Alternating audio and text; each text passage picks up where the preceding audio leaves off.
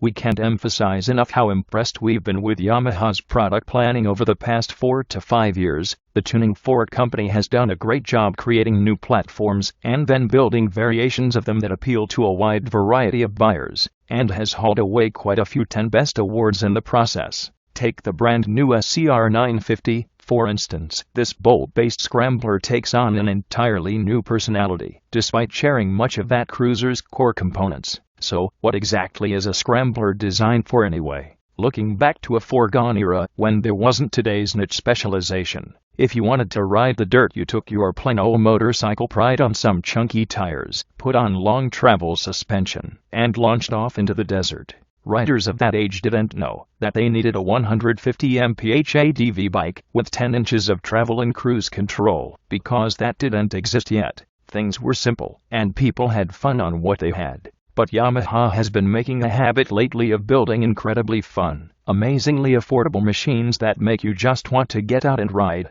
After spending a solid day in the saddle of the scr950 riding around the mountains near San Diego, I can report that Yamaha has once again nailed the less is more formula. This is one of those bikes that you simply have to look past the spec sheet and ride, as on paper there isn't a lot to tip you off to the fact that the bike is as fun as it is. Let's start with the engine. The bolt-based 942cc air-cooled twin has solutions borrowed from other models in Yamaha's stable, like ceramic composite-plated cylinders, roller rockers actuating 4 valves per cylinder, and twin-bore fuel injection. And although the mill isn't exactly going to rip your arms out of their sockets blasting away from the line, it is very satisfying just the same, especially on dirt roads. It was here that the broad spread of power, clean fueling, and connected throttle response made sliding the bike through corners intuitive and entertaining. On road, it's enjoyable to just thrum along without rowing through the gears too much. But if you really need to leap past another vehicle in the passing lane,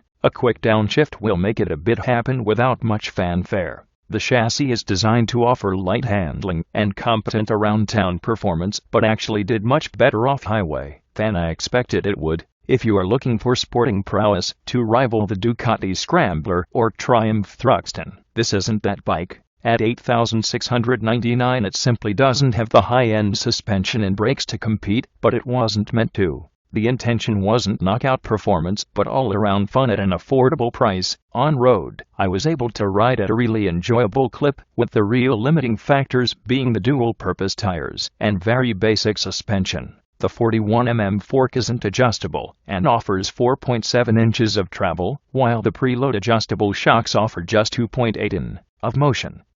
On the asphalt, the ride was good, but the combination of the limited rear travel and a really firm saddle meant the ride quality could be harsh when cruising on less than billiard-smooth roads. Off-road line choice was important to keep the suspension from bottoming out too nastily, but at a modest pace, it was very enjoyable on gravel, aided quite a bit by very predictable and stable handling manners. One thing that I clicked with on the SCR right away was the riding position. The mid-mount foot controls and tall steel off-road style handlebar put the rider in a very comfortable and neutral riding position. My only complaints are the aforementioned seat, sometimes difficult to read instrument cluster, and the right side air filter housing that was in almost constant contact with the inside of my knee and managed to bruise it by the end of the day.